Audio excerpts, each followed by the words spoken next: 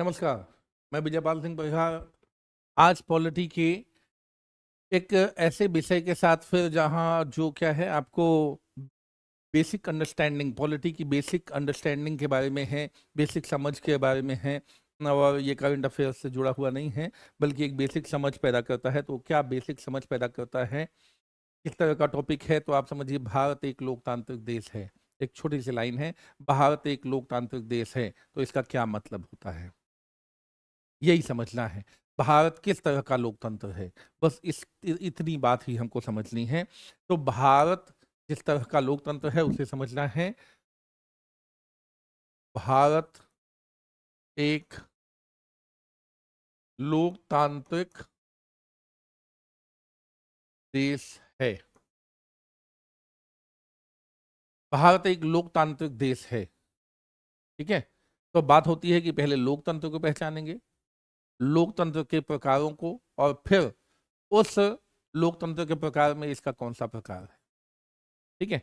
तो यहां पर क्या है, लोकतांत्रिक शासन व्यवस्था, लोकतांत्रिक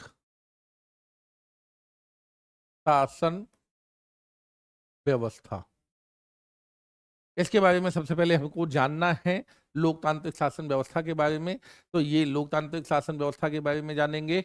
और भारत एक लोकतांत्रिक देश है, उससे यानी वो उस पढ़ने के बाद हम कंक्लूजन इसका निकालेंगे कि भारत एक लोकतांत्रिक देश है या नहीं है, उसमें कौन कौन से ऐसे लक्षण, कौन कौन सी ऐसी बातें पाई जाती हैं, ठीक है। तो इसे वीडियो को स्टार्ट करते हैं और यहाँ से इस चीज को समझने का प्रयास करते हैं। होपफुली अंत मतलब इस वीडियो के खत्म होने पर आपको इस प्रश्न का पूरा उत्तर मिलेगा कि ये भारत एक लोकतांत्रिक देश है तो किस तरह का लोकतांत्रिक देश है, उसकी क्या लक्षण होते हैं, वो सारी बातें। तो चलिए वीडियो को स्टार्ट करते हैं, देखते हैं क्या है लोकतांत्रिक शासन व्यवस्था। सबसे पहले कि जनता का जनता के लिए जनता द्वारा शासन, ये वाली परिभाषा अब्राहम लिंकन की दी हुई है, सबको याद होगी। क्या? जनता का जनता के लिए जनता द्वारा शासन, ये वाली परिभाषा। यानी मैं कहता हूं इसे क्या है, जनता का शासन,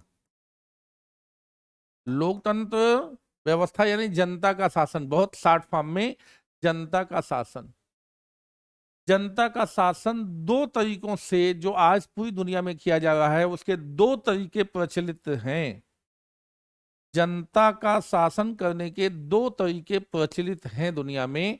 एक को कहते हैं संसदीय लोकतंत्र, संसदीय लोकतंत्र, पार्लियामेंट्री टाइप ऑफ डेमोक्रेसी, संसद को पार्लियामेंट कहते हैं, पार्लियामेंट्री टाइप ऑफ डेमोक्रेसी।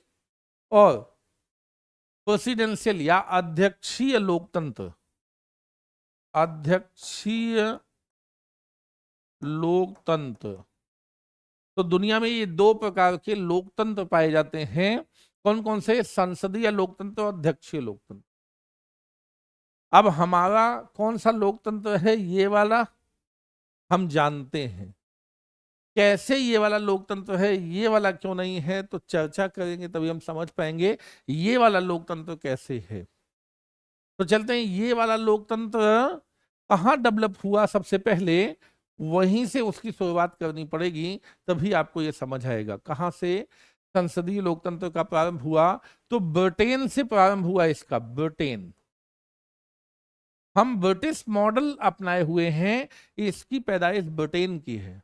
और दूसरे वाले की पैदाइश कहाँ है? अमेरिका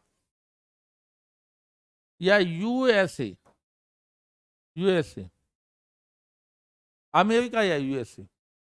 हमने ब्रिटिश मॉडल को अपनाया क्योंकि ब्रिटेन से बहुत लंबे समय तक हम शासित होते आए थे और उस मॉडल से बहुत परिचित थे। और बहुत सारी बातें हैं तो हम लोग उसकी बात करेंगे, पहले मॉडल की बात कर लेते हैं, फिर बात करेंगे ब्रिटिश टाइप का मॉडल ही क्यों अपनाया। तो ब्रिटेन में जो ये ब्रिटिश टाइप का मॉडल बना या लोकतंत्र का ये जो टाइप बना ब्रिटेन में, जिसका नाम रखा गया संसदीय लोकतंत्र, वो क्या है, उसका डेवलपमेंट कैसे हुआ, उसके बारे में हम लोगों को जानना है। तो संसदीय लोकतंत्र का विकास कैसे हुआ इसके बारे में हम लोग अगले उसमें जानेंगे। संसदीय लोकतंत्र का विकास। संसदीय लोकतंत्र का विकास, ठीक है। ये कैसे हुआ? तो इसका प्रारंभ बिंदु माना जाता है 1215 में मैग्ना कार्टा से। मैग्ना कार्टा, मैग्ना कार्टा क्या है? अधिकार पत्र। अधिकार पत्र भाई अपने अपने भाषा में अलग अलग चीजों को कहते हैं, यहाँ पर मैग्ना कार्टा अधिकार पत्र कहलाता है। अब बात होती है 1215 की घटना क्या है। ऐसा समझिए कि दुनिया भर में राजा लोग शासन करते थे, तो यहाँ भी राजा शासन करते थे, और यहाँ के राजा थे राजा जॉन। तो दुनिया भर में राजतंत्र था, यहाँ भी राजतंत्र था, राजा शासन करते थे, जनता से कर वसूलते थे। कभी कभी कुछ राजा बहुत अच्छे होते थे, तो जब जनता को समस्या हो तो जनता की समस्या में खड़े रहते थे, इवन अपने राजकोष को भी दान दे देते थे। लेकिन कुछ राजा ऐसे होते थे जो राजकोष में ज्यादा से ज्यादा धन बना रहे उसकी कोशिश करते थे, और भूल जाते थे जनता के हित की बात। तो ऐसे राजा अच्छे राजा नहीं माने जाते थे। उन्हीं राजाओं में एक राजा ये भी थे जो जनता से कर वसूलते थे हर हाल में। इनके लोग जो कर वसूलने के काम में आते थे, जिन्हें हम सामंत कहते हैं अपनी भाषा में, तो जो सामंत लोग कर वसूलने के लिए जाते थे, और यदि जो जनता है वो कर नहीं दे पाती थी किन्हीं कारणों से, मान लीजिए फसल नहीं हुई, फसल खराब हो गई, या कोई कारण होता था, तो उनके घर के लोगों को पकड़ के जेल में बंद कर देते थे। उनकी महिलाओं से बलात्कार होता था, उनके साथ गलत हरकतें होती थी, या उनको मार दिया जाता था, या उनको चोट पहुंचाई जाती थी, या टैक्स न देने पर उनके संपत्ति को आग लगा दी जाती थी। बहुत सारी ऐसी समस्याएं होती थी, ठीक है। तो इस तरह की कई तरह की समस्याएं इनको दी जाती थी, यानी कई बार इनको ये जीवन को बहुत खतरा हो जाता था। नक्सल में सबसे बड़ा जो चीज होती है जीवन को खतरा होना, कि हो सकता है कि मार के ही चले जाएं। तो आप समझिए मार देना बहुत सामान्य सी बात थी, आपने टैक्स नहीं दिया, इन्होंने आपकी जान ले ली। तो ये सबसे ज्यादा खतरनाक चीज। आदमी की जिंदगी बचे तो फिर टैक्स वैक्स तो सब सोचा जाता रहेगा। आदमी की इज्जत बचे, जिंदगी बचे, आदमी की संपत्ति बचे, तो फिर से अगले साल कुछ किया जा सकता है। जब कुछ बचा ही नहीं तो फिर क्या किया जा सकता है। तो ऐसे ही ये राजा जी जो हैं और उनके जो सामंत थे, वो लोग टैक्स वसूला करते थे, जबरन लोगों से टैक्स वसूला करते थे। इससे तंग आकर एक बार जब उनके पास टैक्स देने के लिए लोगों के पास था नहीं, और ये लोग उसी तरह के अत्याचार लगातार कर रहे थे, तब जनता ने उन सामंतों को घेर लिया। और वो सामंत जब राजा के पास पहुंचे तो राजा के महल को भी घेर लिया, और कहा कि ऐसा है, हमारी बात नहीं मानोगे तो आज मार देंगे।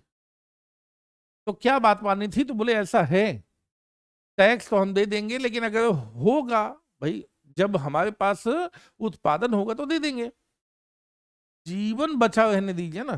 भाई कोई अगर हम अपराध करते हैं तब आप जीवन ले लेते हैं तो चलता है, कोई बात नहीं। भाई अपराध किया हमने, राज्य के खिलाफ अपराध किया, तो अगर हमारा जीवन जाता है कोई विशेष बात नहीं। लेकिन अकारण जीवन चला जाता है, अकारण जीवन में तमाम सारी समस्याएं पैदा कर दी जाती है, हमारे खेत जला दिए जाते हैं, हमारी संपत्ति लूट ली जाती है, हमारी महिलाओं को उठा लिया जाता है, हमारे मर्दों को जेल में बंद कर दिया जाता है। तो ये जो अकारण होता है इसे बंद कीजिए। हमारे अधिकार हैं, जीवन जीने का अधिकार है, तो हमें जीवन जीने दीजिए। हमारी संपत्तियों पर हमारा अधिकार है, उन संपत्तियों पर हमारा अधिकार रहने दीजिए, ठीक है। आप अनायास नहीं छीन सकते। ऐसे ही मांग पत्र के साथ ये लोग राजा के सामने उपस्थित हुए कि यदि राजा जी या आज ये नहीं देते तो राजा जी को भी मार ही देते हैं, व्यवस्था ही खत्म कर देते हैं। जब इतना ज्यादा संकट सामने आ गया तब क्या हुआ, इन्होंने कहा कि ले आओ भाई उस अधिकार पत्र पे दस्तखत कर देते हैं। राजा जॉन ने अधिकार पत्र पे हस्ताक्षर किए, जिसे मैग्ना कार्टा कहा जाता है। तो मैग्ना कार्टा क्या है समझ में आया? तो अब बात होती है, पहली बार जनता को यह पता लगा कि भाई जनता के जो अधिकार हैं उसको सुरक्षित रखा जा सकता है, और राजा के जो अधिकार हैं उस पर कहीं ना कहीं अंकुश लगाया जा सकता है, रोक लगाई जा सकती है। और किसके द्वारा? इस कानून के द्वारा रोक लगाई जा सकती है। तो ये पहली बार ब्रिटेन में और पूरी दुनिया में ऐसा पता चला। अच्छा, ऐसा भी किया जा सकता है। तो मॉडर्न डेज ब्रिटेन में ऐसी व्यवस्था हुई, और इस मैग्ना कार्टा के माध्यम से फाइनली पहली बार एक अधिकार पत्र प्राप्त हुआ। लेकिन बात होती है कि अत्याचारों का कहीं अंत तो होता नहीं है। तरह तरह के अत्याचार और बाद में होने वाले अत्याचार, अभी जितनी चीजें यहां लिखी थी उतनी ले ली गई, लेकिन देखा यह गया कि अभी तरह तरह के अत्याचार हो ही रहे हैं। उनको भी मिटाने का प्रयास, तो मिटाने का प्रयास कैसे होगा? फिर से एक आंदोलन करो। अच्छा, आप समझते हो कितने बार आप ऐसे आंदोलन कर सकते हैं कि मारने मरने पर उतर आए? जिंदगी में शायद एक आध बार ऐसा हो सकता है कि जब मारने मरने पर उतर आए, नहीं तो आदमी सेंसिबल होता है, सोचता है अपना कमाओ, अपना जिंदगी जियो, कौन मारता मरता है।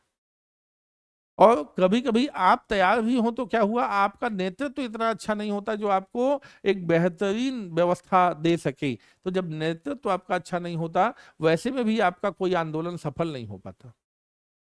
तो आपका नेतृत्व अच्छा होना चाहिए, आप में लड़ने की ताकत होनी चाहिए, तब जाकर एक व्यवस्था में परिवर्तन संभव होता है। तो ये व्यवस्था परिवर्तन था जो संभव तब होता है जब बढ़िया नेतृत्व होता है, और जब आप में आंदोलन करने की तगड़ी क्षमता होती है तब।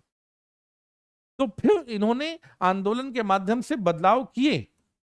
1628 में पेटिशन ऑफ राइट,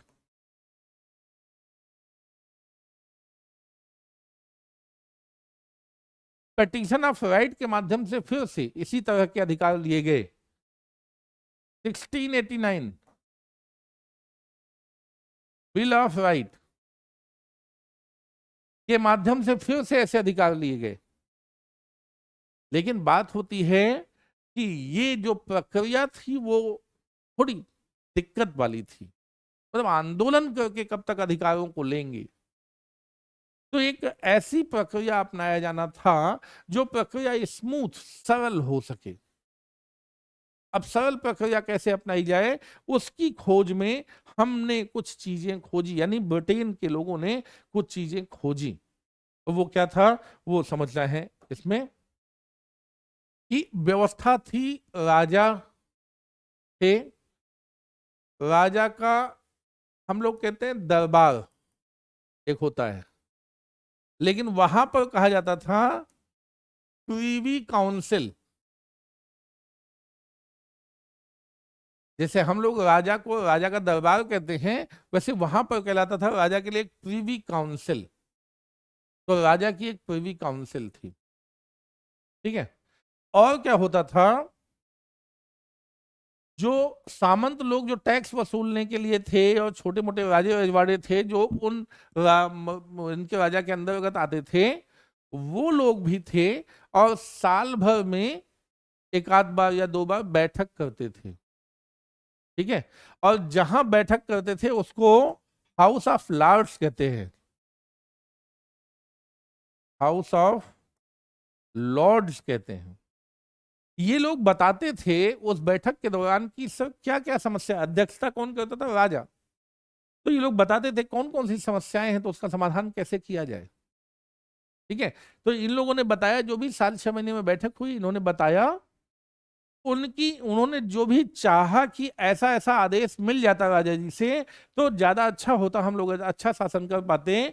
तो यहाँ के माध्यम से क्या है, राजा के पास वो पहुंच जाता था कि हमारी ये समस्या है, अगर आप ये हमें प्रोवाइड करवा दें, इतने अधिकार इतनी शक्तियां और प्रोवाइड करवा दें, तो हम लोग ज्यादा अच्छे तरीके से काम कर पाएंगे।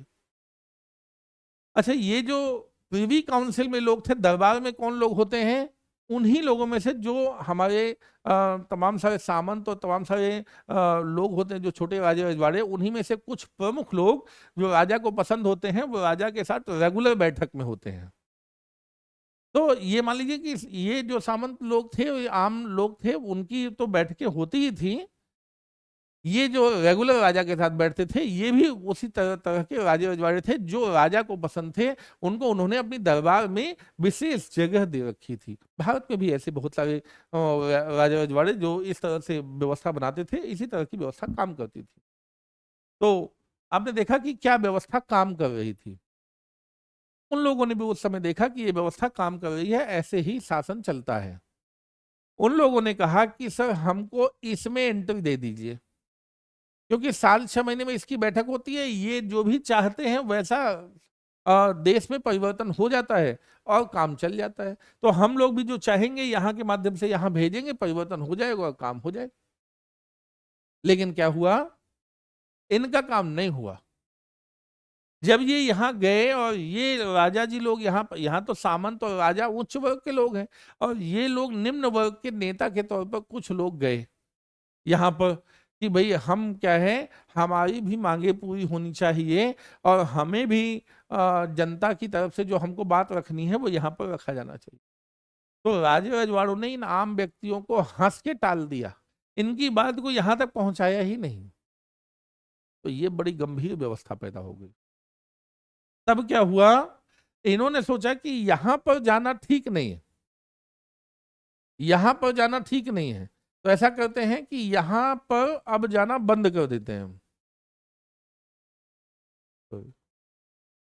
और एक नया काम करते हैं, एक अपनी सभा बनाते हैं। हाउस ऑफ कॉमन्स कहते हैं उसे, हाउस ऑफ कॉमन्स, आम लोगों की सभा, और इसके माध्यम से अपनी बात को पास करके राजा के पास भेजते हैं। तो यहां से पास करना तो आसान हो गया, लेकिन क्या हुआ, यहां पर प्रिवी काउंसिल थी जो उन्हीं लोगों से बनी थी जो लोग कभी यहां पर रहते थे, उन्हीं में से राजा के पसंदीदा लोग। तो इस बार इन लोगों ने क्या किया कि भाई हम यहां तक तो भेज देते हैं, लेकिन यहां पर ये लोग नहीं काम करने देते। तो यहां एक और व्यवस्था बनाई जो प्रिवी काउंसिल के बराबरी में, ये की बराबरी में ये बना लिया अपना, और प्रिवी काउंसिल की बराबरी में क्या बनाया, इन्होंने कहा हमारा एक नेता होगा जिसको हम कहेंगे प्राइम मिनिस्टर, प्राइम मिनिस्टर, ठीक है। और ये जितने ऐसे यहां पर ऐसे सदस्यों को चाहेगा ले सकता है और उन्हें मिनिस्टर कहा जाएगा, और इनकी सलाह पर राजा काम करेगा, ना कि प्रिवी काउंसिल की सलाह पर, ठीक है। और धीरे धीरे इन्होंने इस बात को स्थापित भी करवा लिया कि अब इनके नहीं इनकी बात ज्यादा सुनी जाए, अब इनकी बात नहीं उनकी बात ज्यादा सुनी जाए, ठीक है। तो ये जो व्यवस्था डेवलप हुई थी वो 1707 में डेवलप हुई थी, और धीरे धीरे 19वीं शताब्दी आते आते ये व्यवस्था डेवलप हो गई। तो अभी इधर देखिए, इधर राजे रजवाड़े थे, इसमें राजे रजवाड़े थे, लेकिन यहाँ कौन था, जनता के प्रतिनिधि, और यहाँ कौन है, जनता के प्रतिनिधि। तो रिप्लेस हो गया ना, राजा के शासन से जनता का शासन रिप्लेस हो गया। तो जब जनता का शासन होने लगा तो क्या हो गया, लोकतंत्र। इनको क्या कहा गया, इन दोनों को मिला के वहां पर कहा गया पार्लियामेंट, पार्लियामेंट। और मैं पहले ही बता चुका हूं ये क्या है पार्लियामेंट, यहां पर विधायिका, कानून बनाने वाला अंग विधायिका, और प्राइम मिनिस्टर और राजा से मिलकर क्या बना, इनसे इनसे मिलकर कार्यपालिका। तो कार्यपालिका विधायिका नजर आ गए, तो कार्यपालिका विधायिका नजर आ गए, और जनता का शासन नजर आ गया। तो यहां पर देखिए इस तरीके से व्यवस्था धीरे धीरे करके डेवलप हुई। अब जो ये व्यवस्था डेवलप हो गई इसके लक्षण देखेंगे, और लक्षणों के आधार पर ही हम बताएंगे कि इसका नामकरण संसदीय लोकतंत्र क्यों हुआ। इस ब्रिटेन में जो ये व्यवस्था आई उसका नाम संसदीय लोकतंत्र क्यों हो गया। पहला, ये जो कार्यपालिका है, ये प्राइम मिनिस्टर मिनिस्टर, इसका उद्भव कहां से हुआ? इस विधायिका के इस अंग से। तो क्या हो रहा है पहला लक्षण? और ये विधायिका यानी हमारे यहाँ संसद कहते हैं, यहाँ पर पार्लियामेंट कहते हैं, इसीलिए इसको कहते हैं पार्लियामेंट्री टाइप ऑफ डेमोक्रेसी। जब कार्यपालिका का उद्भव विधायिका से होता है, जब कार्यपालिका का उद्भव विधायिका से होता है, ठीक है, तो यहां पहला, जब कार्यपालिका का उद्भव विधायिका से होता है, ठीक है, ये पहला, कार्यपालिका का उद्भव विधायिका से होता है। फिर ये जितने सदस्य होते हैं ये पहले यहां पर सदस्य होते हैं, ये जितने सदस्य हैं पहले यहां पर सदस्य होते हैं। फिर ये लोग अपना एक नेता चुनते हैं जिसका नाम प्राइम मिनिस्टर करते हैं, ये लोग अपना नेता चुनेंगे जिसका नाम प्राइम मिनिस्टर होगा, और ये प्राइम मिनिस्टर अपनी इच्छा से इसके अंदर कुछ अपने सहयोगियों को चुनेगा, उनको मिनिस्टर कहा जाएगा। तो सारे सदस्य पहले यहां थे और तब यहां पहुंचे, यानी बिना यहां के यहां नहीं पहुंच सकते। तो यहां पर क्या है, प्रधानमंत्री सहित सभी विधायिका के सदस्य, सभी विधायिका के सदस्य होते हैं, यानी कार्यपालिका के सभी सदस्य पहले विधायिका के सदस्य होते हैं। कार्यपालिका के सभी सदस्य पहले विधायिका के सदस्य होते हैं, पहले विधायिका के सदस्य होते हैं। और ये विधायिका कहती है कि जैसा हम बताएं वैसा ही यहां से करवाना है, अगर आप वैसा नहीं करवाते हैं तो हम आपको हटा देंगे, बर्खास्त कर देंगे। यानी आप हमारे प्रति आंसरेबल हो, हम जो कहेंगे वही करना पड़ेगा। यानी कार्यपालिका विधायिका के प्रति उत्तरदायी है, कार्यपालिका विधायिका के प्रति उत्तरदायी है, ठीक है। और यहां पर देखेंगे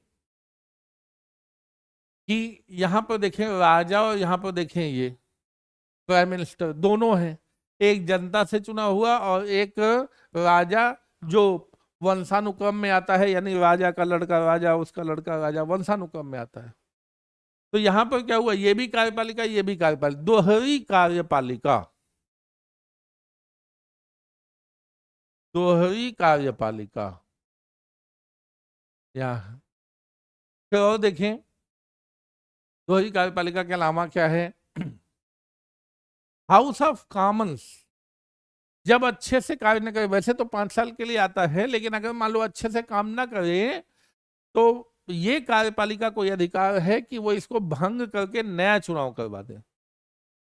मतलब टर्म पूरा हुए बिना, 5 साल का कार्यकाल पूरा हुए बिना, अगर इनको लगता है कि नहीं भाई इसका चुनाव होना चाहिए तो चुनाव करवाया जा सकता है। यानी कार्यपालिका का अधिकार है कि वह विधायिका को भंग कर सके। तो अगला क्या है, पांचवा, कार्यपालिका को विधायिका को भंग करने का अधिकार है, विधायिका को भंग करने का अधिकार है, कार्यपालिका को विधायिका को भंग करने का अधिकार है। ये 5 लक्षण ऐसे हैं जो जिस देश के शासन व्यवस्था में होते हैं उसका नाम संसदीय शासन व्यवस्था रखा जाता है या पार्लियामेंट्री टाइप ऑफ डेमोक्रेसी कहा जाता है। क्यों? क्योंकि मैंने बताया कि सब कुछ यहां से उदय हो रहा है ना, तो इसलिए ऐसा कहलाते हैं। तो यहां पर ये चीज समझ में आई, तो मेरे ख्याल से ये आपको 5 लक्षण समझ में आए होंगे।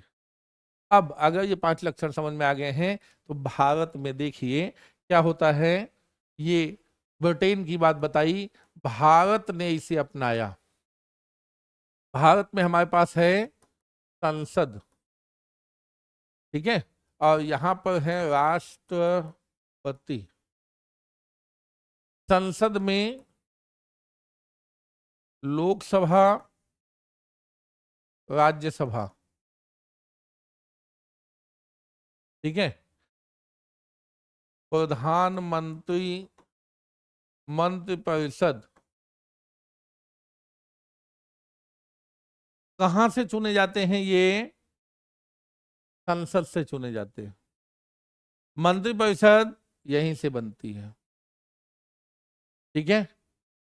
तो यहां से ही इनका उद्भव होता है। तो पहली चीज, उद्भव कहां से होता है? तो विधायिका से कार्यपालिका का उद्भव होता है।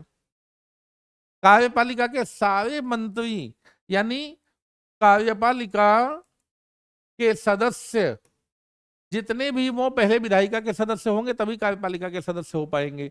भारत में क्या व्यवस्था है? अगर आप किसी सदन के सदस्य नहीं है तो 6 महीने की छूट है, आप आ जाइए यहाँ।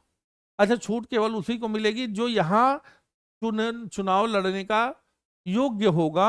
उन्हीं को ये छूट मिलती है कि अगर आप नहीं हो, मान लीजिए मंत्रिपरिषद में आपको आना है और आप इसके सदस्य नहीं हो, तो 6 महीने की छूट मिलेगी, लेकिन 6 महीने से ज्यादा की छूट नहीं मिलती है। यानी क्या है कि हमको हर हाल में इसका सदस्य है तो ठीक है, नहीं तो बनना पड़ता है, अदरवाइज मंत्री पद नहीं रहता है। यानी ये सारे सदस्य जो हैं, ये कहाँ के, पहले यहाँ के सदस्य होंगे तब वहां का वो बनेंगे। तो यहाँ पर क्या है, दोहरी व्यवस्था पाई जाती है। जो कार्यपालिका का व्यक्ति है वो विधायिका में होता ही होता है। फिर क्या है, ये कार्यपालिका हमेशा लोकसभा के प्रति उत्तरदायी मानी जाती है, सीधा संविधान में लिखा है। तो कार्यपालिका विधायिका के प्रति उत्तरदायी, कार्यपालिका विधायिका के प्रति उत्तरदायी है, ठीक है। अनुच्छेद 75 में बहुत स्पष्ट रूप से लिखा हुआ है। फिर अगली चीज क्या है कि इनको अधिकार दिया गया है कि आप जब चाहें तब 5 साल से पहले भी, टर्म पूरा होने से पहले भी लोकसभा को भंग कर सकें। तो कार्यपालिका विधायिका को भंग कर सकती है, विधायिका को भंग कर सकती है।